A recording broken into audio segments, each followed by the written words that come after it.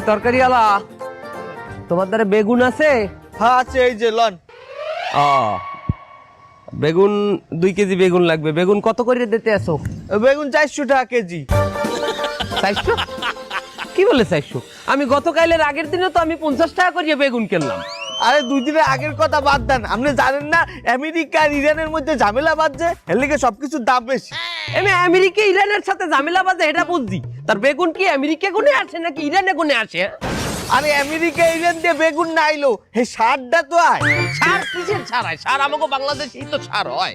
আরে হয়, বাংলাদেশে হয় জৈব সার, ওই হাঁস মুরগির বিষটা দিয়ে বানায়। হে যদি আমি দেই বেগুনে, তাহলে বেগুন কি বেগুন হইবে? হে দিবে বিষটা।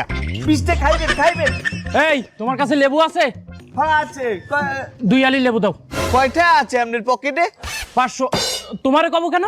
আরে আপনার পকেটে যে 500 টাকা আছে, হের লগে আরো 1100 এটিএম বুথ দিয়ে উড়াইয়া নেন। 2 আলি লেবুর দাম 1600 টাকা। এই 1600 মানে 2 দিন আগে তো 30-60 টাকা দিয়ে কিনলাম, এখন 1600 হলো কি করে?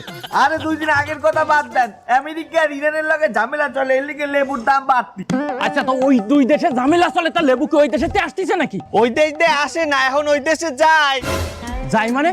আরে ওই দেশের সৈন্যরা যখন অনেক ক্লান্ত হয়ে যায়, তারা প্রচুর পরিমাণে লেবুর শরবত খায়। অনেক লেবুর শরবত টানতে আছে এরা, একটা করে বোম মারে, 1 গ্লাস করে লেবুর শরবত।